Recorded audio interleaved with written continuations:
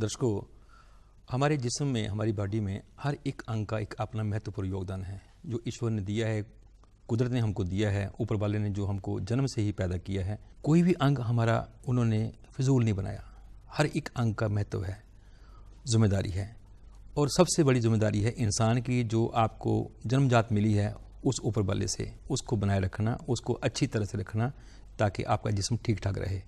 लेकिन कई बार क्या होता है कि लापरवाही से आदमी अपने जिस्म के अंगों को, अपनी बॉडी को ठीक नहीं रख पाता, तो फिर कई किस्म की बीमारियां आती हैं। फिर आदमी की कई लोगों तो जो अनिश्चित होती है वो चीज़ें हो जाती हैं जो नहीं होनी होती हैं। उसके लिए डॉक्टर जो हैं दिन रात प्रयास करते हैं। नई नई खोज हुई है, खोज के साथ साथ बहुत सा फ़ायदा हुआ है, और क्या क्या होना चाहिए ये भी लोगों को आसान हो गया है, किस तरह से जीवन जिया जा सकता है। आए दिन कोई ना कोई फ्लू होता है, वायरल होता है, ये है वो है, होता रहता है। तो उसके कारण क्या हैं, फिर उसके उपचार क्या करने चाहिए, आगे से ना हो, ये हमारे सामने चीज़ें आती हैं कि हमको ध्यान रखना चाहिए। ऐसी एक चीज़ है हेपेटाइटिस। हेपेटाइटिस है क्या, इसका कारण क्या है, ये कहाँ होती है, जिस्म के किस हिस्से में होती है, क्यों होती है, ना हो तो क्या करना चाहिए। इसके विशेषज्ञ हैं doctor Ajay Duseja, professor of hepatology, PGI Chandigarh. Doctor साहब, बात करते हैं कि जो हेपेटाइटिस बड़ा सुनने को आता है, हेपेटाइटिस हो गया जी, हेपेटाइटिस हो गया। हेपेटाइटिस है क्या वैसे? डॉक्टर मन्हास, पहले तो सबसे पहले मैं आपका धन्यवाद करना चाहूँगा कि आपने मुझे ये अवसर दिया आज आपके स्टूडियो में आने का और लोगों से बात करने का और लोगों तक अपना एक संदेश पहुंचाने का। हेपेटाइटिस की मैं बात शुरू करूं उससे पहले मैं आपको बताऊं कि हेपेटाइटिस का मतलब क्या है। जी जी जी। टेक्निकल टर्म्स में या मेडिकल टर्म्स में अगर हम बात करें तो हीपैट, HEPAT, हीपैट का मतलब होता है लिवर। हीपैट मतलब हीपैट का मतलब है लिवर, सो इसका मतलब लिवर से संबंधित है। ये बात तो क्लियर हो गई। आइटिस, बाद में जो आइटिस लगा हुआ है, इंग्लिश वर्ड है हेपेटाइटिस। तो आइटिस का मतलब मेडिकल टर्मिनोलॉजी में होता है कि कहीं पे भी सोजिश है बॉडी में तो उसको हम आइटिस के साथ करते हैं। जैसे फॉर एग्जांपल आपकी कहीं गांठ में सोजिश है जिसको हम लिम्फ नोड कहते हैं, उसको कहते हैं लिम्फेडेनाइटिस। किसी को सपोज स्किन में सोजिश है तो उसको कहते हैं डर्मेटाइटिस। राइट। किसी को सपोज लंग में सोजिश है तो उसको कहते हैं निमोनाइटिस। तो जो आइटिस का मतलब है वो सोजिश स्वेलिंग, और हीपैट का मतलब मैंने बताया लिवर है। बहुत अच्छा। राइट। तो हेपेटाइटिस का मतलब क्या हुआ, लिवर की सोजिश, हेपेटाइटिस। जिगर जो है, जिगर हाँ, लिवर अगर हम कहें तो हिंदी में उसको जिगर कहते हैं। तो उसको जो है उसका मतलब सिंपल वर्ड्स में ही हुआ कि जिगर की या लिवर की सोजिश को जो है हम हेपेटाइटिस कहते हैं। इसका सिंपल वर्ड्स में ये मीनिंग है हेपेटाइटिस का। बहुत बढ़िया डॉक्टर साहब। डॉक्टर साहब, ये जो है ना, ये इसकी ना हेपेटाइटिस का इसका जब होता है तो क्या क्या होता है, मतलब इसका ये है क्या, ये करता क्या है? नहीं, उससे अगर हम इससे पहले कि हेपेटाइटिस के बारे में डिटेल में बात करें तो मैं अपने दर्शकों को आई थिंक मुझे लगा कि ये बात बतानी बहुत ज़रूरी है कि लिवर या जिगर जो है उसके क्या काम है। क्योंकि जब वो सोजिश होगी या लिवर में की फंक्शनिंग ठीक नहीं होगी तो अल्टीमेटली वही फिर उसके लक्षण या उसके सिम्टम्स बाद में आते हैं। तो एक आम जनता के लिए मुझे लगता है ये जानना बहुत ज़रूरी है कि एक लिवर का नॉर्मल काम क्या है या जिगर का नॉर्मल काम क्या है। राइट।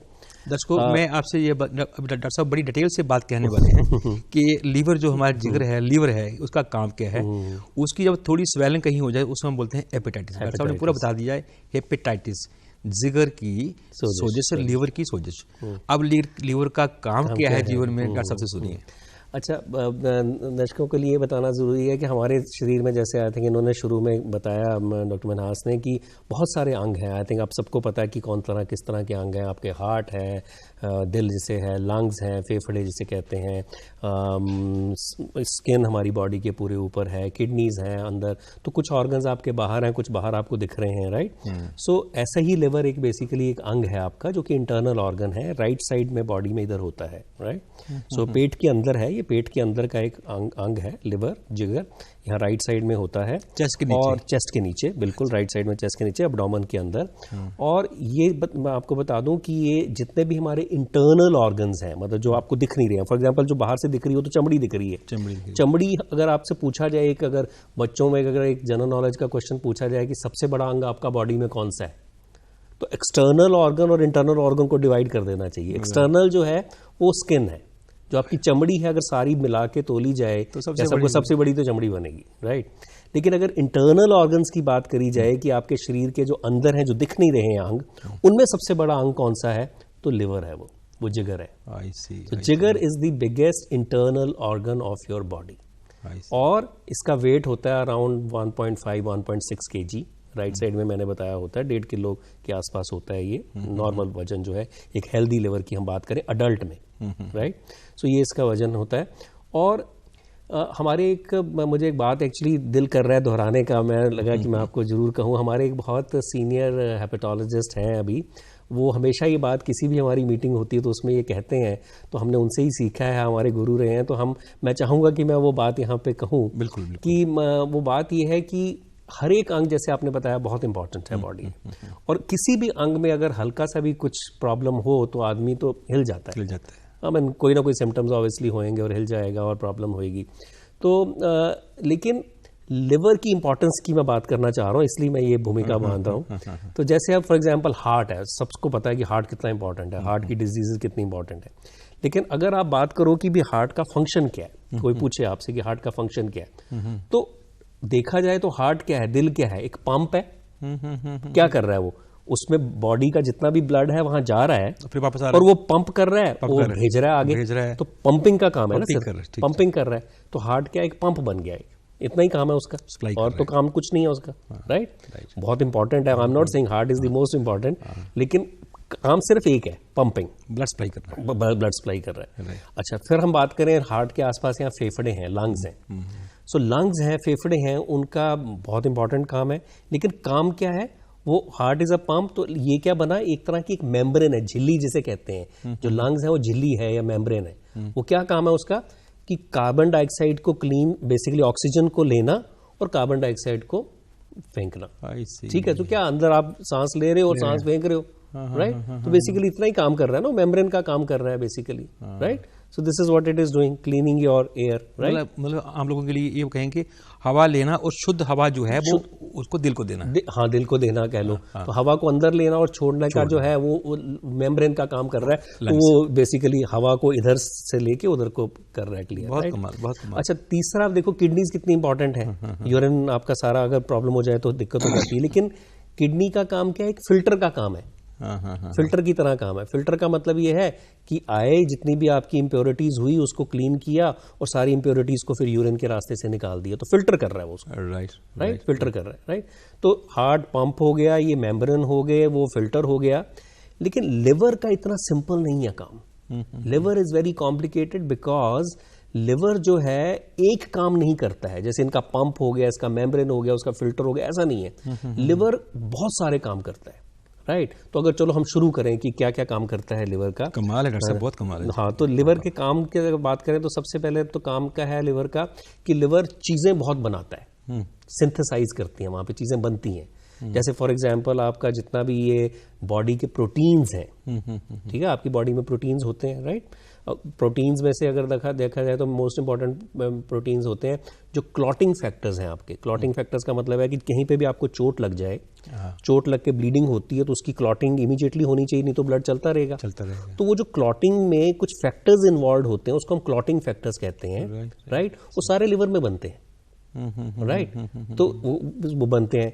अच्छा, जो आपका आपका खाना खाते हैं उसको डाइजेशन के लिए जो सबसे इंपॉर्टेंट चीज होती है वो इंटेस्टाइन में जाती है, वो होती है बाइल, जैसे पित्ता भी कहते हैं। बाइल एसिड्स होते हैं, वो सारे के सारे जो पित्ता है, जो आपका बाइल एसिड्स है, वो सारे लिवर में बनते हैं। तो ये सिंथेसिस की मैं अभी बात कर रहा हूँ सिर्फ एक फंक्शन की, कि ठीक है, जो लिवर में बना, तो आपके क्लॉटिंग फैक्टर सारे लिवर में बने, आपका बाइल या पित्ता या बाइल एसिड जिसे हम कहते हैं वो सारे लिवर में बने, आंतड़ी में गए और वहां पे उन्होंने खाना खाने में और डाइजेशन में उसकी हेल्प करी, राइट।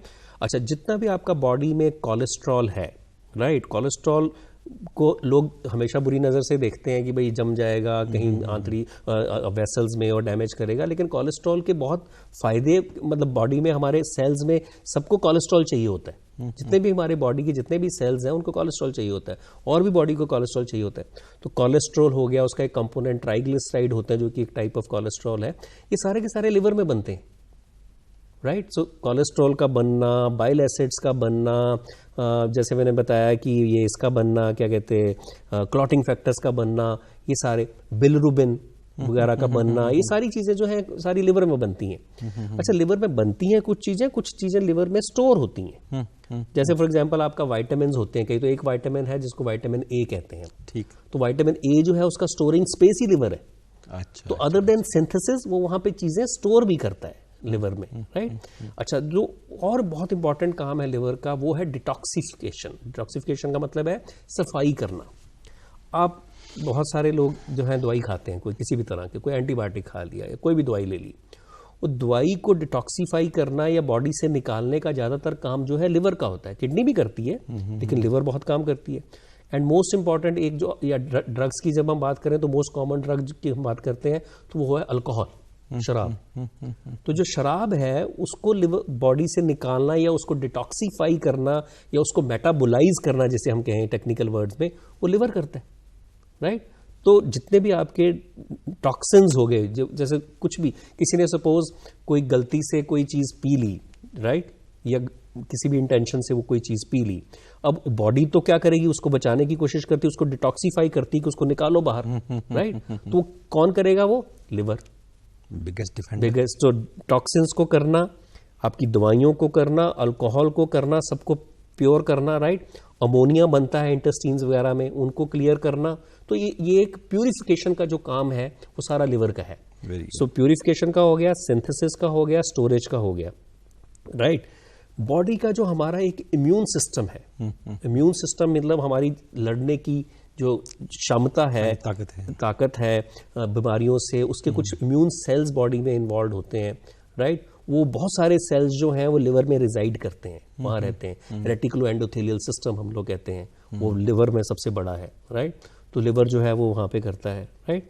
सो और दूसरा एक और इम्पॉर्टेंट काम बॉडी का है कि जैसे आपने आज खाना नहीं खाया, लेकिन बॉडी को तो खुराक चाहिए, बॉडी के सारे अंग जो हैं उन सबको तो खुराक चाहिए। तो वो आपने खाया नहीं, व्रत रख लिया, तो अब कहाँ से मिलेगा उनको? तो लिवर की एक क्षमता है बॉडी में ग्लूकोज बनाने की। My God. तो ग्लूकोज बना के वो डिफरेंट सेल्स को देगा। सपोज आपने ज़्यादा खाना खा लिया और आपके बॉडी में ज़्यादा ग्लूकोज हो रहा है, अब उसको स्टोर करना है, तो वो लिवर में क्षमता है उसको स्टोर करने की, उसको ग्लाइकोजन की तरह स्टोर करता है वो। तो स्टोर करना, बनाना। अच्छा, फैट आपका एक्सेस हो गया तो वहाँ स्टोर कर लेगा बॉडी लिवर में, राइट। अगर ज़्यादा हो गया तो उसको निकाल देगा। तो फैट को स्टोर करना, निकालना, जो आपके ग्लूकोज को बनाना या वहाँ पे स्टोर करना, फिर मैंने बताया immune system, and then synthesis, storage and detoxification. I think liver has enormous work which it has to do.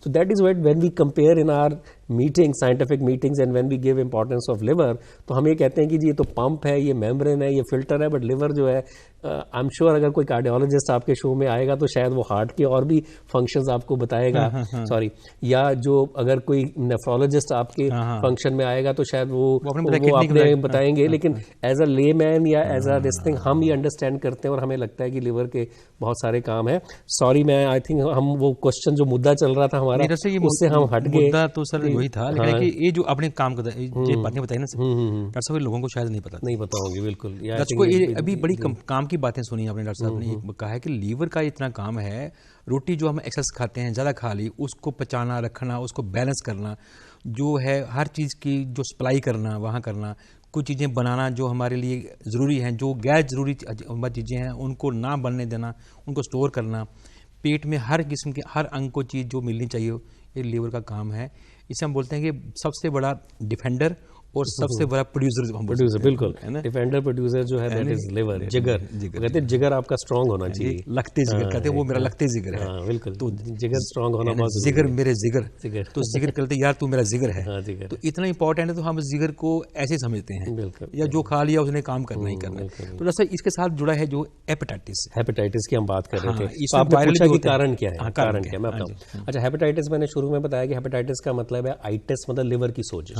बहुत सारे कारण है इसके, तो बहुत सारी चीजें जो हैं वो लिवर में सोजिश करती हैं या हेपेटाइटिस करती हैं। चलो हम फिर शुरू होते हैं एक एक करके। मोस्ट कॉमनली, जैसे मैंने बताया, कुछ लोग अल्कोहल का अब्यूज करते हैं, ड्रिंक करते हैं अल्कोहल, इन अब्यूज करते हैं, राइट। तो उसमें क्या होता है, अल्कोहल जो है जब लिवर को डैमेज करती है तो वो भी लिवर में एक सोजिश करती है, उसको हम क्या बोलते हैं, अल्कोहलिक हेपेटाइटिस।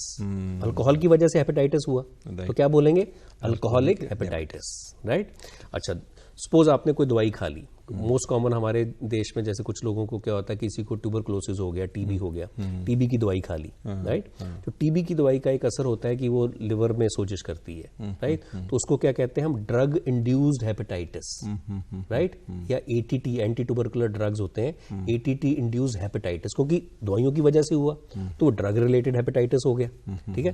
फिर मैंने बताया कि लिवर में आपके फैट इकट्ठा हो गया, जब फैट इकट्ठा हो गया लिवर में, चर्बी आ गई, तो चर्बी की वजह से भी सोजिश हो जाती है कई बार। चर्बी को टेक्निकल टर्म्स में या हम मेडिकल टर्म्स में स्टीएटोसिस कहते हैं। तो जब स्टीएटोसिस की वजह से आइटिस हो रहा है तो क्या बोलेंगे उसको, स्टीएटो हेपेटाइटिस। तो स्टीएटो हेपेटाइटिस हो गया, अल्कोहलिक हेपेटाइटिस हो गया, ड्रग इंड्यूस्ड हेपेटाइटिस हो गया। कुछ एंटीबॉडीज की वजह से कई बार जो है लिवर में सोजिश हो जाती है, उसको क्या कहते हैं, auto immune hepatitis. Auto antibodies बन जाती हैं, ऑटो इम्यून हेपेटाइटिस। लेकिन इन सब से इंपॉर्टेंट जो कारण है, जो मैं अभी तक लास्ट में रख रहा था, वो है कि कुछ वायरसेस हैं, कुछ वायरसेस हैं, उनकी भी हम जिक्र करेंगे। कुछ वायरसेस हैं जो लिवर में हेपेटाइटिस करते हैं, तो उसको क्या बोलेंगे सिंपल टर्म्स में, वायरल हेपेटाइटिस। तो वायरसेस की वजह से हुआ तो वो वायरल हेपेटाइटिस हो गया।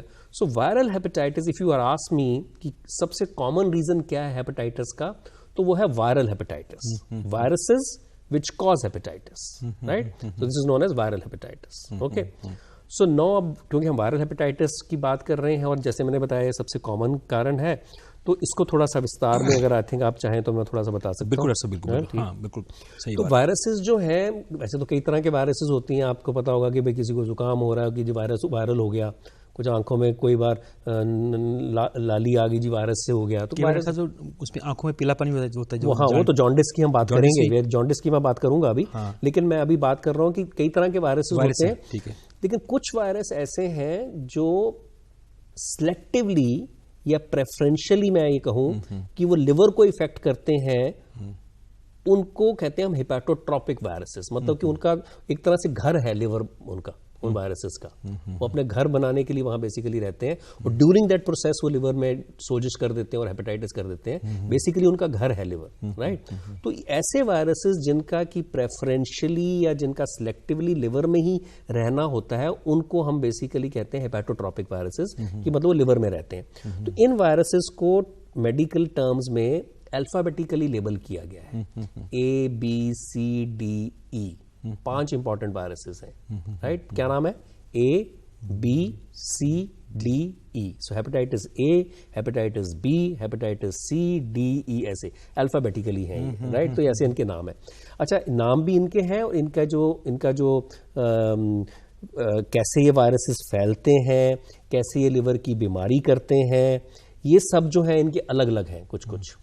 तो हम सबसे पहले बात करें, अल्फाबेटिकली शुरू करते हैं, हेपेटाइटिस ए की बात करते हैं, राइट। तो हेपेटाइटिस ए और ई जो है ना, वो ऑलमोस्ट सिमिलर है। अच्छा, तो सिमिलर क्यों है, सॉरी कि हेपेटाइटिस ए जो है और ई जो है, ये दोनों वायरसेस जो हैं ये मुंह के रास्ते से फैलते हैं। गंदा पानी पीने से, गंदा खाना खाने से, कंटामिनेटेड वाटर या फूड बेसिकली, तो इसको हम कहते हैं faeco oral route, right. Oral route से बेसिकली फैलता है, राइट। सो ओरल रूट से फैलती हैं। तो ये ए बी और ई बी, डिफरेंस ये है कि ए जो वायरस का जो हेपेटाइटिस है वो ज्यादातर जो है बच्चों में होता है, वेराज हेपेटाइटिस ई का जो हेपेटाइटिस है वो ज्यादातर अडल्ट्स में होता है। तो ये मेजर डिफरेंस है। अदरवाइज इनके फैलने का तरीका जो है वो ऑलमोस्ट सेम है, orally है। बिल्कुल, और ओरली है, बिल्कुल, दोनों जो है ओरली जो है फैलते हैं, राइट। सो ये तो हो गया ए और ई। और दूसरा इन दोनों का एक कॉमन चीज़ है कि ये दोनों वायरसेस जो हैं ये एक्यूट हेपेटाइटिस करते हैं। एक्यूट हेपेटाइटिस का मतलब ये होता है कि आज किसी को हेपेटाइटिस हुआ, लिवर की सोजिश हुई, 4 हफ्ते 6 हफ्ते या 8 हफ्ते रही और ठीक हो गई, सेल्फ लिमिटिंग होती है। अच्छा, आज जैसे हेपेटाइटिस हुआ, लेकिन एक्यूट हेपेटाइटिस का मतलब ही ये है कि 4 हफ्ते से लेके 8 हफ्ते, कई बार 12 हफ्ते भी लग जाते हैं, तो इतना हुआ और देन हेपेटाइटिस ठीक हो गया। इसको कहते हैं self limiting, self curable. you have to basically give some medicines during that time, you have to take normal diet, you have to take certain precautions, और आपको कुछ मॉनिटरिंग भी करनी पड़ती है बीच बीच में कि हाँ भाई लिवर काम ठीक कर रहा है कि नहीं, ठीक राइट। तो वो सब आप कर रहे होते हैं, लेकिन ज़्यादातर केसेस में जो है ये सेल्फ लिमिटिंग होती है। अनफॉर्चुनेट इवेंट में कुछ पेशेंट्स में, minor I would say percentage में, ये एक्यूट हेपेटाइटिस जो है ये भी लिवर को बहुत सिग्निफिकेंटली डैमेज कर जाता है और उस सिचुएशन को हम कहते हैं कि अब पेशेंट जो है लिवर फेलियर में जा रहा है। उसको हम क्या कहेंगे, क्योंकि एक्यूट हेपेटाइटिस से हुआ तो हम कहते हैं उसको एक्यूट लिवर फेलियर, कि अब ये लिवर फेलियर में जा रहा है। तो कई बार इतनी नौबत आ जाती है एक्यूट हेपेटाइटिस की वजह से पेशेंट लिवर फेलियर में चला जाता है कि आपको लिवर चेंज करने की नौबत सोचनी पड़ती है, मतलब लिवर ट्रांसप्लांट के बारे में भी सोचना पड़ जाता है, राइट। सो इतना लाइटली नहीं लेना चाहिए अगर किसी को एक्यूट हेपेटाइटिस भी है, चाहे वो ए हो चाहे वो ई हो। तो ए और ई का पता कैसे लगेगा, इसके साथ इसके क्या पता है, हाँ वो कैसे पता लगेगा, हाँ सिम्टम्स क्या है और उसका डायग्नोसिस कैसे पता लगेगा, तभी तो मरीज जो है डॉक्टर के पास जाएगा और तब उसका इलाज होगा। तो उसका पता ये है कि मरीज को जब हेपेटाइटिस ए या ई या एक्यूट हेपेटाइटिस होता है, इन दोनों में से कोई भी, तो उसके लक्षण ये होते हैं कि शुरू में क्या होगा कि उनकी भूख लगनी बंद हो जाएगी, शुरू में हल्का सा बुखार भी आ सकता है, बॉडी एक्स हो सकती हैं, थोड़ा नौजिया वॉमिटिंग हो सकता है, फीलिंग आ सकती है भाई नौजिया या वॉमिटिंग भी आ सकती है, हल्का सा पेट में हल्का सा दर्द भी हो सकता है। तो ये सारे सिम्टम्स होते हैं जिनको हम कहते हैं कि बेसिकली ये प्रोड्रोम है, मतलब अभी जॉन्डिस होने से पहले, पीलिया होने से पहले के लक्षण है कि भाई अब हो सकता है इसके बाद इसको पीलिया हो सकता है। तो शुरू के ऐसे सिम्टम्स होते हैं कि थके से रहना, या मतलब एक सेंस ऑफ अनवेल बीइंग आनी शुरू हो जाती है, हल्का बुखार, पेट में दर्द, नौजिया, वॉमिटिंग, भूख बंद, एंड देन उसके 4-5 दिन के बाद या हफ्ते 10 दिन के बाद पेशेंट की आंखें जो है पीली होनी शुरू हो जाती है, आंखों में पीलापन आ जाता है, जिसे हम कहते हैं कि अब पीलिया हो गया या जॉन्डिस हो गया, राइट। तो ये जॉन्डिस हो गया, फिर जब ये हो गया तो उसके बाद क्या होगा, आप किसी डॉक्टर के पास दिखाने जाएंगे, वो आपके टेस्ट करेगा। सबसे इंपॉर्टेंट टेस्ट होता है लिवर फंक्शन टेस्ट, LFT। तो उसमें पता लग जाता है कि हाँ ये तो लिवर में सोजिश है, लिवर के एंजाइम्स होते हैं वो बढ़े हुए आ जाते हैं। बिलिरुबिन जो है जिससे जॉन्डिस का पता लगता है वो बढ़ा हुआ आ जाएगा, राइट। तो पता लगेगा इसको तो जॉन्डिस है, इसको तो हेपेटाइटिस है। फिर डॉक्टर क्या करेंगे, वो चेक करेंगे कि कौन सा वायरस है। जैसे मैंने बताया, अगर बच्चा है तो हेपेटाइटिस ए का सबसे पहले चेक करेंगे, अगर अडल्ट है तो हेपेटाइटिस ई का चेक करेंगे। उसकी एंटीबॉडी का एक टेस्ट होता है, सिंपल सा टेस्ट होता है, पता लग जाता है। तो जब वो पता लग गया तो फिर मैंने बताया कि इसमें कुछ चीज़ें जो हैं वो इम्पॉर्टेंट ये हैं कि अब पता लग गया कि आपको एक्यूट हेपेटाइटिस है, ए है या ई है, राइट। ज़्यादातर लोगों में मैंने बताया ये अनकॉम्प्लिकेटेड रहता है और 4-6 हफ्ते 8 हफ्ते में ठीक हो जाएगा। लेकिन पीरियोडिकली मैंने बताया कि डॉक्टर को जरूर जाना चाहिए डॉक्टर के पास। वो आपके टेस्ट करेगा, आपका देखेगा कि हाँ भाई लिवर जो है आपका ठीक काम कर रहा है कि नहीं, अल्ट्रासाउंड भी करेंगे, लिवर के टेस्ट भी करेंगे, हाँ भाई सब ठीक ठाक चल रहा है। इसमें जो सबसे इंपॉर्टेंट चीज है और एक जो मिथ है, या एक नहीं बहुत सारी मिथ्स हैं, मैं उस पे हाँ मिथ्स जो है कि जॉन्डिस हो गया, किसी को पीलिया हो गया, तो लोग क्या करेंगे, सबसे पहले डॉक्टर के पास नहीं जाएंगे, किसके पास जाएंगे, वो झाड़ फूंक वाले। मैं उस पे आ रहा था कि बस सीधा झाड़ फूंक वाले के गया, वो झाड़ा भी करेगा, गले में ताबीज भी बांधेगा, और झाड़ा तक भी ठीक है, मैं तो ये कह रहा हूँ कि तबीज तक भी ठीक है कि क्योंकि कुछ चीज अंदर तो नहीं जा रही है, लेकिन कुछ क्वैक्स ऐसे हैं जो खाने की कुछ दवाई दे देते हैं, और जो खाने की दवाई जो है वो बेसिकली ऑल्टरनेटिव मेडिसिन जिसको हम कहते हैं, मेनी अ टाइम्स वो जो है फायदा करने की बजाय लिवर को और डैमेज कर देती है।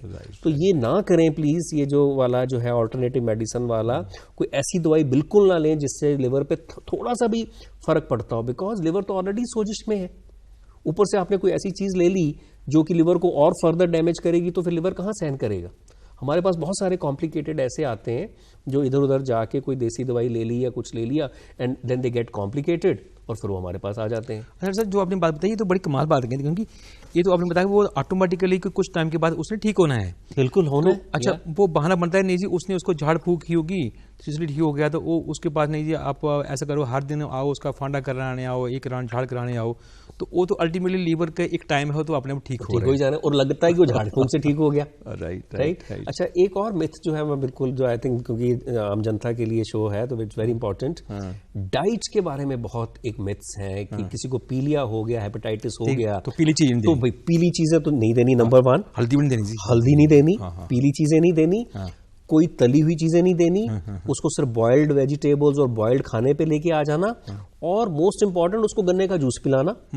और जो गन्ने का जूस अगर बाहर रेडी पे बिक रहा है अगर साफ नहीं है, राइट, तो क्या करोगे आप, और इन्फेक्शन करोगे, राइट। सो गन्ने का जूस शुरू हो जाता है, पीली चीजें बंद हो जाती हैं, सिर्फ बॉइल्ड उस पे आ जाता है। तो इससे क्या होता है, 2 तरह की चीजें होती हैं मरीजों में। एक तो मरीज पहले ही बेचारा हेपेटाइटिस है, जॉन्डिस है, भूख कम लग रही है, कमजोरी वैसे महसूस कर रहा है, ऊपर से उसका जो खाना भी आप बंद कर दोगे तो कमजोरी जो है वो बहुत बढ़ जाती है। इससे मरीज इतना वीक फील करता है क्योंकि उसको खाने को ही नहीं मिल रहा, और लिवर वैसे उसको भूख भी कम लग रही है, और उसको कई बार नौजिया वॉमिटिंग भी होती है, लेकिन आप उस ऊपर से उसको खाने को भी नहीं दे रहे, और खाने को भी ऐसी चीजें दे रही हैं जो आप रूटीन में नहीं खाते हो, आपको अच्छी भी नहीं लगती। एक बच्चा है मानो, उसको आप बॉइल्ड वेजिटेबल और जो उसको पसंद की नहीं है या कुछ उसको आप घिया और ये सब शुरू हो जाते हैं तो खाएगा नहीं वो, तो बेचारा और वीक फील करता है, राइट। तो ये जो चीजें हैं डाइट के बारे में, I think this is very important, and हम सब मरीजों को ये कहते हैं कि सबसे इंपॉर्टेंट चीज जो है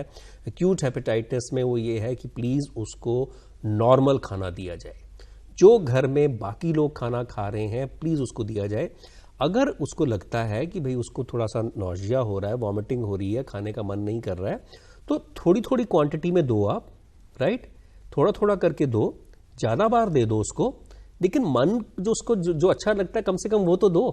तो जो घर में बाकी लोग खा रहे हैं वो तो दो, ठीक है। मैं आपकी बात पे आ रहा हूँ, आपने इतनी कमाल की बातें कर रहे हैं, ये आम लोगों की बातें हैं।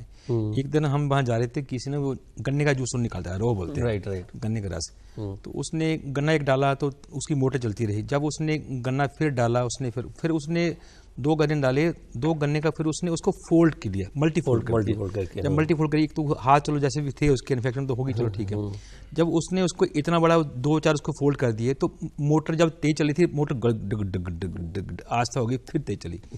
तो हम दोनों खड़े थे, मैं और मेरे मैडम खड़े, कहते देखो इसके ऊपर इतना लोड पड़ रहा है। मैं ये जो बंदा है ये गन्ने के गन्ने का रस लेने आया, किसी को जॉन्डिस हुआ होगा, इसमें मेला लगा है। अब ये पता है कि जब मोटर के ऊपर इतना लोड पड़ गया है, वही लीवर है, लीवर को इतना आपने इतना हैवी बना दिया, तो उसने बेचारे ने उसने कोई काम करना है ना।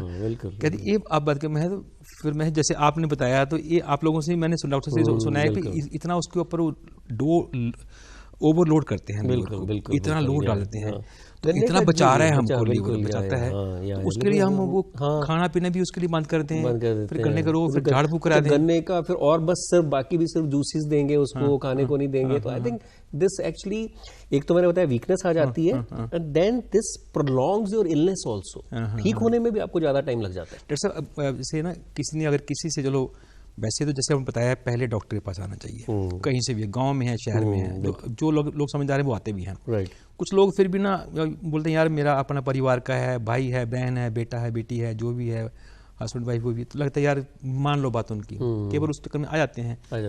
जब डॉक्टर नहीं अवेलेबल है, वो ठीक हो गए, जैसे आपने कहा ऑटोमेटिक ठीक हो जाएंगे, सेल्फ क्योरेबल है, तो ठीक होने के बाद क्या उसको जब मौका मिलता है डॉक्टर के पास लीवर टेस्ट कराने के लिए आना चाहिए बाद में? हाँ, यस, बिल्कुल आना चाहिए, तब भी आना चाहिए। वो इसलिए आना चाहिए कि कुछ बीमारियां ऐसी हैं, चलो हम, आई थिंक आपने बहुत अच्छा प्रश्न पूछा ये, वो इसलिए कि हम अभी तक हेपेटाइटिस ए और ई की बात कर रहे थे, राइट। अच्छा, और जो 2 इंपॉर्टेंट वायरसेस हैं वो हैं hepatitis B and C, G, right.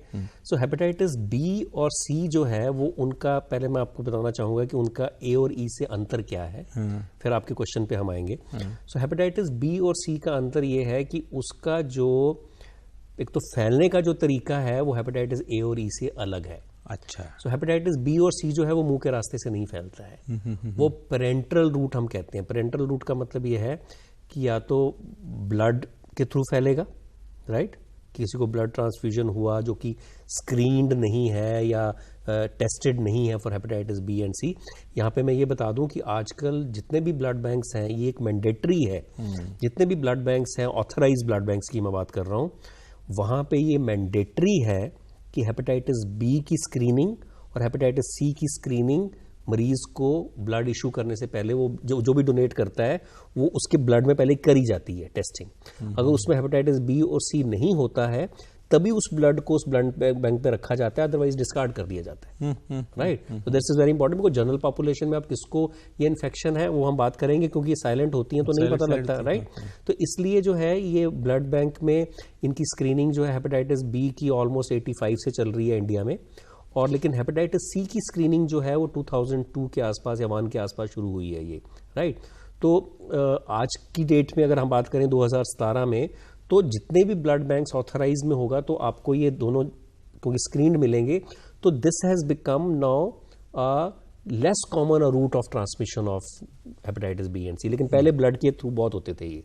अच्छा, दूसरा रूट क्या है? इंजेक्शंस। आप सपोज किसी ऐसी जगह पे जाके क्वैक से इंजेक्शन लगवा रहे हो जो कि डिस्पोजेबल नीडल नहीं यूज कर रहा है, सेम नीडल को बार बार मरीजों में यूज कर रहा है, एक मरीज अगर हेपेटाइटिस बी या सी से पॉजिटिव है, वहां से इन्फेक्शन गई तो फिर आगे चलती जाएगी वो, राइट। सो वो इंजेक्शन जो है उसके थ्रू होता है।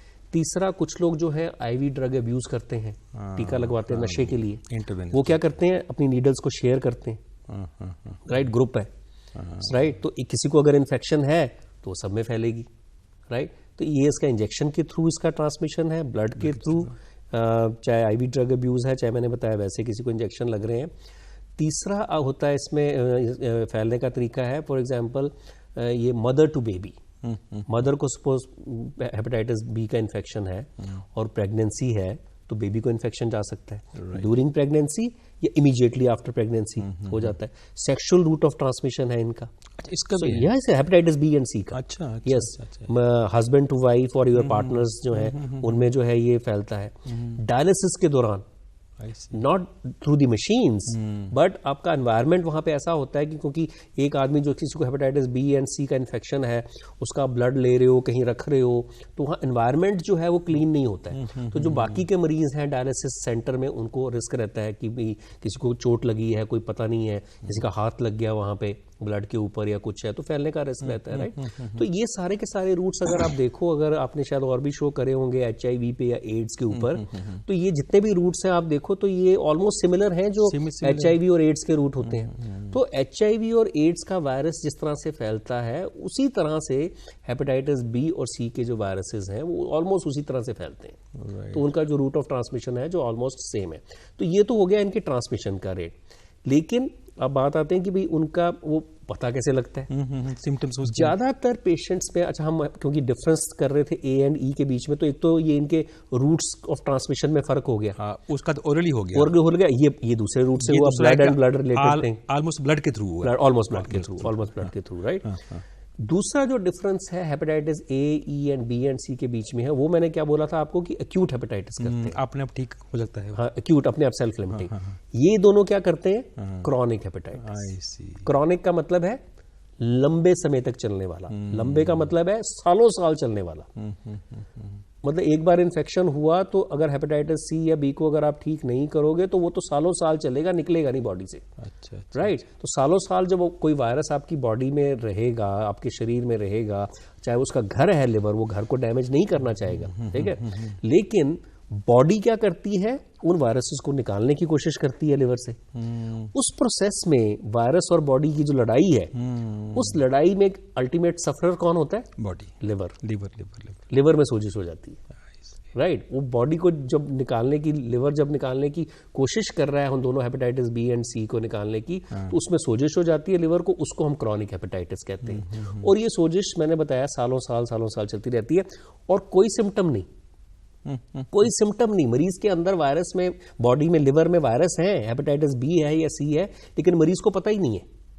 वो इसलिए नहीं पता क्योंकि उसको कोई सिम्टम ही नहीं है, या बहुत नॉन स्पेसिफिक से सिम्टम होते हैं। कैसे सिम्टम होंगे कि थका सा रहना, थकावट, फैटिगेबिलिटी जिसे कहते हैं, वीकनेस, राइट, या थोड़ी बहुत बॉडी एक्स होनी शुरू हो गई, राइट, वेग से सिम्टम जिसे कहते हैं, नॉन स्पेसिफिक, उस तरह के सिम्टम होते हैं तो इग्नोर कर देते हैं। अब हमारे इंडिया में खासकर आई थिंक इन सिम्टम्स को ज्यादा महत्व नहीं दिया जाता। आज की दौड़ में तो आगे भी ठीक है, थकावट हो रही है, ऐसी हो रही है, सुबह निकलती है, शाम को आते हैं, थके पड़ते हैं, तो सारे उनको लगता है कि मैं वैसे ही थका हुआ हूँ, बिल्कुल। लेकिन if you for these symptoms, अगर आप if you happen to go to a doctor, चले गए आप, सपोज कि मुझे ऐसा हो रहा है, तो उन्होंने कहा कि ठीक है आपके टेस्ट कर लेते हैं। तो टेस्ट जब करते हैं तो सबसे टेस्ट की एक बैटरी ऑफ टेस्ट होते हैं, तो उसमें लिवर फंक्शन टेस्ट तो होगा ही, LFT। जब LFT करेंगे तो LFT में वो सोजिश दिख जाएगी। जब वो सोजिश दिख जाएगी तो डॉक्टर विल टेल यू कि भाई सोजिश आ रही है, इसके टेस्ट करो कि कारण क्या है। जब कारण के लिए टेस्ट किया जाता है तो सबसे पहले टेस्ट कौन से करे जाते हैं? हेपेटाइटिस बी का टेस्ट, सिंपल सा टेस्ट होता है, HBsAg का एंटीजन होता है, और एक हेपेटाइटिस सी के लिए टेस्ट होता है, उसको कहते हैं anti-HCV एंटीबॉडी का टेस्ट होता है। तो वो जो दो करते हैं उनमें से कोई पॉजिटिव आ जाता है तो पता लगता है अरे ये तो उसकी वजह से है कि इसको हेपेटाइटिस बी का इन्फेक्शन चल रहा है या सी का इन्फेक्शन चल रहा है और लिवर में सोजिश हो रही है जिसका पता ही नहीं था, और उसके वजह से वेग सिम्टम चल रहे थे और ये भी नहीं पता ही वो कब से चल रहा है। Then the next step is to now find out कि ये वायरस कितने देर से आपकी बॉडी में है, विच मीन्स आपके लिवर को डैमेज तो नहीं कर रहा है। तो हम कुछ टेस्ट करते हैं, अल्ट्रासाउंड, फाइब्रोस्कैन, कुछ पेशेंट्स में बायोप्सी भी करनी पड़ती है देखने के लिए भी लिवर कितना ज़्यादा डैमेज हो चुका है ऑलरेडी, पता नहीं कब से इन्फेक्शन चल रही है, राइट, वो देखना पड़ता है। फिर हम वायरस का देखते हैं कि वायरस अभी एक्टिवली बॉडी में मल्टीप्लाई कर रहा है या चुपचाप। कई बार क्या होता है कि वायरस है बॉडी में लेकिन चुपचाप बैठा हुआ है, डैमेज नहीं कर रहा लिवर को, उसको साइलेंट हम कहते हैं, राइट, इनएक्टिव भी कहते हैं, राइट, ऐसे भी होते हैं। तो वो टेस्टों से जो है हमें पता लगता है। तो मेरे कहने का मतलब ये है कि hepatitis B and C in contrast to hepatitis A and E are slow chronic diseases which are usually silent और जिनका सालों साल जो है पता नहीं लगता। इसलिए इन दोनों वायरसेस को हम टेक्निकल उसमें ये भी कहते हैं these are silent killers, these are silent dangerous silent killers, क्योंकि बॉडी में है आपको पता ही नहीं चल रहा है, ठीक है। और एक जो गुप्त, बिल्कुल एक प्रश्न जो आपने उठाया था वो बहुत इंपॉर्टेंट था, वो आई थिंक वो मुझे लगता है कि हम क्लियर करना चाहिए कि जॉन्डिस और हेपेटाइटिस की आपने बात करी थी। ये बात हमें मान के अब चलनी चाहिए। आपको मैंने देखो बताया कि हेपेटाइटिस बी एंड सी से भी हेपेटाइटिस हो रहा है, लेकिन जॉन्डिस तो नहीं हो रहा ना, नहीं हो रहा है, बिल्कुल ना, ठीक है, उसकी जॉन्डिस नहीं हो रहा है लेकिन हेपेटाइटिस तो है। इसका मतलब है सारे हेपेटाइटिस में जॉन्डिस नहीं होता, नंबर 1। अच्छा, दूसरी बात ये भी ध्यान रखनी है कि सारे जो जॉन्डिस हैं वो हेपेटाइटिस नहीं होते। सपोज किसी को जॉन्डिस हो गया, आज आपके किसी के नोन फैमिली में, फ्रेंड सर्कल में, कम्युनिटी में आपके किसी के भी जॉन्डिस हो गया, तो ये नहीं मान लेना चाहिए कि ये तो इसको हेपेटाइटिस हो गया और या तो झाड़ फूंक कराओ या उसको वैसी दवाइयां दे दो, कहीं दिखाओ मत, नहीं। All jaundice are not hepatitis. Why I am saying this is कि जॉन्डिस के बहुत कारण होते हैं, राइट। जॉन्डिस क्या है? एक सिम्टम है, एक साइन है, पीलिया है बेसिकली, आंखों में पीलापन जो है जो मरीज बताता है और डॉक्टर जो है देखता है, तो सिम्टम एंड साइन इसलिए कह रहा हूं मैं, राइट। तो पीलापन है, लेकिन उस पीलिए के बहुत सारे कारण है। Hepatitis is one of those reasons, वो भी एक्यूट हेपेटाइटिस वाला, क्रॉनिक में नहीं हो रहा है, राइट। तो जॉन्डिस का मतलब ये होता है, जैसे अब लिवर है हमारा, लिवर में जो मैंने बताया कि बाइल बनता है, पित्ता बनता है, तो पित्ता जो है क्या करता है, पित्ता निकल के बाइल डक्ट होती है वहां पे, पित्ते की नाली, उसमें से बाइल, क्योंकि लिवर में बाइल बन रहा है, वो पित्ते की नाली के थ्रू उसको इंटेस्टीन में, आंतड़ी में लेके जाता है, राइट, पित्ते को। और पित्ता क्या करता है फिर डाइजेशन में हेल्प करता है, राइट, पित्त बोलते हैं, बाइल बोलते हैं, राइट। तो अब जो है या तो लिवर में सोजिश है उसकी वजह से जॉन्डिस हुआ, सपोज आप किसी की बाइल डक्ट में सपोज कोई रुकावट होगी किसी कारण की वजह से, राइट, चाहे वो वहां पे पथरी है, चाहे वहां पे कोई ट्यूमर है या कुछ भी है, सपोज वहां पे रुकावट होगी बाइल डक्ट में, तो क्या होगा, पित्त जो है फ्लो नहीं करेगा, बैक प्रेशर से क्या होगा उसको, जॉन्डिस। लेकिन वो हेपेटाइटिस तो नहीं है ना, राइट, उसको हम ऑब्स्ट्रक्टिव जॉन्डिस कहते हैं, वो ऑब्स्ट्रक्शन की वजह से है, राइट। सो जॉन्डिस है लेकिन हेपेटाइटिस नहीं है, राइट। सो आई थिंक ये चीज मुझे लग रहा है दर्शकों को बतानी बहुत जरूरी है कि सारे हेपेटाइटिस बातें बड़ी इंपॉर्टेंट है। मैं आप हमसे एक प्रॉमिस करिए, वायदा करिए, आप फिर आएंगे, आते रहेंगे, बिल्कुल, और आपके समक्ष हमारे दर्शक वहां बैठे होंगे बड़ी संख्या में, 100-200 जो आना चाहेंगे, क्योंकि ये बहुत इंपॉर्टेंट चीजें हैं, ये आम चीजें नहीं है, आम चीजें हैं लेकिन बहुत इंपॉर्टेंट चीजें हैं। डॉक्टर साहब, जैसे किसी कोई खाना खाता है, उसको खाना ऊपर आता है, जलन पड़ती है, ये भी इसके साथ संबंध सारे होते होंगे। ये नॉन स्पेसिफिक सिम्टम है, नॉर्मली जो है ये एसिड वगैरह बनने से ज्यादा होते हैं, लिवर से नहीं होते। पर जैसे मैंने बताया कि लिवर में हेपेटाइटिस की वजह से, खासकर एक्यूट हेपेटाइटिस में, ये जो मतलाना, जी मतलाना जिसे कहते हैं, या नौजिया वॉमिटिंग की मैं बात कर रहा था, या थोड़ा सा रिफ्लक्स के सिम्टम्स वगैरह जो है वो एक्यूट हेपेटाइटिस में तो हो सकते हैं, राइट, थोड़ा बहुत पेट में दर्द भी हो सकता है, लेकिन क्रॉनिक में जो है नॉर्मली नहीं होते हैं। आई थिंक मुझे लगता है आपका समय का थोड़ा सा इशू है, लेकिन दो चीजें मुझे लगा जो बहुत इंपॉर्टेंट है, आप अपना क्वेश्चन अपने पास बताइए, लेकिन मुझे जो लगा जो इंपॉर्टेंट चीजें हैं वो एक तो हमें लोगों को ये बताना चाहिए कि इन चीजों से बचाव कैसे करना है, इसको दुरुस्त कैसे रखना है, हाँ, रोजमर्रा का हमारा हमें क्या क्या चीजें ध्यान रखनी है, कैसे ध्यान रखनी है, एक्यूट हेपेटाइटिस से भी कैसे बचना है, क्रॉनिक से भी कैसे बचना है, और फिर ट्रीटमेंट की आई थिंक हम ना बात करें तो आई थिंक समय के अकॉर्डिंगली वो छोड़ सकते हैं, वो हम अगली कड़ी में कर लेंगे। बिल्कुल ठीक है। सो देखो, बचाव का ये है कि क्रॉनिक की ज्यादा इंपॉर्टेंट चीजें, तो इसलिए मैं क्रॉनिक की पहले बात करता हूँ, क्योंकि क्रॉनिक में क्या होता है कि धीरे धीरे करके सोजिश की वजह से लिवर डैमेज हो जाता है। डैमेज टू द एक्सटेंट, बीमारी की हम बात करें, क्रॉनिक हेपेटाइटिस से अगली स्टेज होती है, उसको हम कहते हैं सिरोसिस। सिरोसिस का मतलब है लिवर में स्कारिंग आ जाती है या सुकड़न आ जाती है, उसको सिरोसिस हो जाती है, और सिरोसिस की वजह से पेशेंट जो है लिवर फेलियर में जा सकता है। फेलियर में मतलब कि लिवर काम करना बंद कर देगा तो लिवर ट्रांसप्लांट की नौबत आ जाएगी, पेट में पानी भरना, उस स्टेज में फिर जॉन्डिस भी हो जाएगा, जॉन्डिस भी हो सकता है, पेट में पानी भरना, खून की उल्टी आना, बेहोशी आना, ये सारे लिवर फेलियर के साइंस हैं। ऑलमोस्ट आखिरी वाली स्टेज होती है। हाँ, फिर वो लिवर चेंज करना पड़ता है और कोई चांस नहीं, तो सिरोसिस होता है। अच्छा, कुछ जिन पेशेंट्स में बीमारी चलती रहती है, सिरोसिस की अगली स्टेज क्या है, लिवर कैंसर, लिवर में ट्यूमर हो जाता है, लिवर कैंसर जिसे हम कहते हैं हेपेटोसेलुलर कार्सिनोमा हो जाता है लिवर में ट्यूमर। तो क्रॉनिक हेपेटाइटिस की वजह से ये कॉम्प्लिकेशन हो सकती हैं। तो हमारा एम क्या है, इनसे ऑब्वियसली बचाना, भी किसी को या तो इन्फेक्शन ही ना हो, अगर इन्फेक्शन हो गई है तो उसकी अगली स्टेज पे ना जाए, वो सिरोसिस पे ना जाए, सिरोसिस अगर हो गया तो वही ट्यूमर की स्टेज पे ना जाए। तो इन सब चीज़ों के लिए कुछ प्रिकॉशंस हैं, वो इंपॉर्टेंट है। हम बात करते हैं प्राइमरी स्टेज की, भाई इन चीज़ों से बचना कैसे है। तो बचने का तरीका यही है, जो हमने रूट्स ऑफ ट्रांसमिशन जो हमने बात करी, वहां पे ध्यान रखना है आपको। कहने का मतलब है कि अगर किसी को ब्लड ट्रांसफ्यूजन आपके रिश्तेदार को जरूरत है तो ऑथराइज ब्लड बैंक से लें, राइट, और पूछें उनको कि भाई हेपेटाइटिस बी का स्क्रीनिंग सी और स्क्रीनिंग हुआ है कि नहीं। मैंने बताया ऑथराइज वाले तो मैंडेटरी है, करेंगे, लेकिन अगर आप एक इलीगल ब्लड बैंक से किसी से ले लेते हैं जो स्क्रीनिंग नहीं कर रहा है तो मुश्किल हो जाएगा, राइट। ड्रग इंजेक्शन, जब भी कोई भी टीका अगर अननेसेसरी टीके की जरूरत नहीं है तो मत लगवाएं, राइट। नहीं तो हमेशा ये रहता है कि भी टीके से जल्दी ठीक हो जाते हैं। अगर लगवाना है तो डिस्पोजेबल नहीं चाहिए, बॉइल्ड कम से कम चाहिए सिरिंज, शेयरिंग नहीं होनी चाहिए, आईवी ड्रग यूज ही नहीं होना चाहिए, और अगर हो रहा है तो आई थिंक नीडल शेयरिंग नहीं होनी चाहिए। डेंटल ट्रीटमेंट की हमने बात नहीं करी, वो भी एक रूट है, ओरल वो भी है क्योंकि उस पर भी यूज करते हैं इंस्ट्रूमेंट्स। अच्छा, हमने ऑपरेशंस की बात नहीं करी, कितनी भी सर्जरीज हो रही हैं, किसी भी हॉस्पिटल में आप सर्जरी करवा रहे हो, इंस्ट्रूमेंट्स तो यूज हो रहे हैं ना वहाँ पे, तो वहाँ पे रिस्क रहता है। तो make sure that it is done in a proper way, proper sterilisation हर चीज की हो रही है कि नहीं, ब्लड के लिए इंजेक्शंस और इन सब चीज़ों के लिए, राइट। डायलिसिस यूनिट्स हैं, वहाँ पे प्रिकॉशन है। मदर और बेबी के लिए मदर का स्क्रीनिंग करवाओ, मदर को देखो हेपेटाइटिस बी एंड सी का इन्फेक्शन है कि नहीं। मोस्ट इंपॉर्टेंट चीज, हेपेटाइटिस बी के लिए टीका अवेलेबल है। आई सी, वो टीका जो है हर एक को लगवाना चाहिए। आजकल तो बर्थ में लगते हैं, लेकिन अगर किसी से बर्थ में नहीं लगवाया है, किसी भी स्टेज में किसी भी एज में वो लगवाया जा सकता है। 3 टीके लगते हैं, चाहे किसी को हो या ना हो। किसी हो गया तो फिर टीके का इतना रोल नहीं, बचाने के लिए रोल है। इन्फेक्शन को, हेपेटाइटिस बी का टीका हर एक बंदे को लगाना चाहिए, क्योंकि पता नहीं कल कब कहाँ एक्सपोजर हो जाए, राइट। सो इसलिए वो टीका जो है लगवाना बहुत जरूरी है। हेपेटाइटिस बी के 3 टीके लगते हैं, 0, 1 और 6 हम कहते हैं, वो लगाना।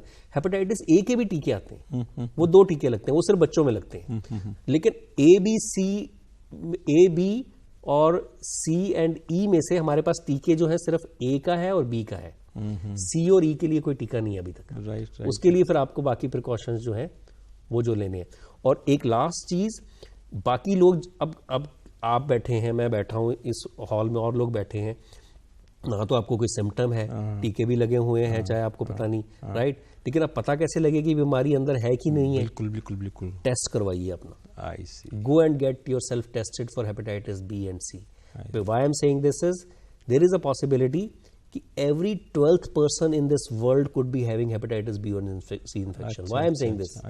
700 करोड़ 720 करोड़ की जनता है पूरे वर्ल्ड में, 50-60 करोड़ जो हैं उनमें से hepatitis B and C infection है, उनमें से 710-20 करोड़ में से। तो अगर आप 50-60 710 को 50-60 से डिवाइड करो तो वो 10-12 के आसपास पहुंचता है, तो विच मीन्स हर बार में every 12th person could be having this infection, जिसको पता नहीं लगेगा जब तक आप टेस्ट नहीं करवाएंगे। So my I think appeal to everybody would be precautions लीजिए, अपना ध्यान रखिए, अपना टेस्ट करवाइए और जो है अपने को सेफ रखिए एटलीस्ट इन बीमारियों से।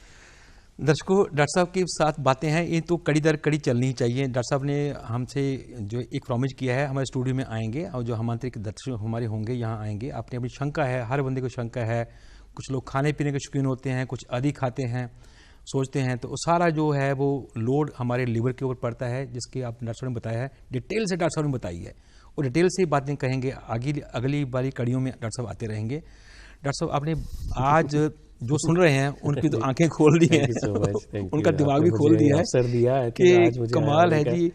सबसे बड़ा जो डिफेंड करने वाला बॉडी को और सबसे बड़ा जो प्रोड्यूस करता है हमारी चीजें जो चाहिए होती हैं, उसको हम नजरअंदाज करते हैं।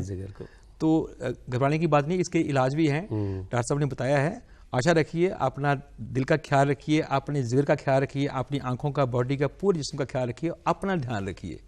और डॉक्टर साहब, आप लोगों का ख्याल रखिए, हमारा ये भी ख्याल रखिए, आपने आना है फिर। बिल्कुल, फिर से डॉक्टर साहब आए, बहुत बहुत शुक्रिया आपका डॉक्टर साहब। Thank you.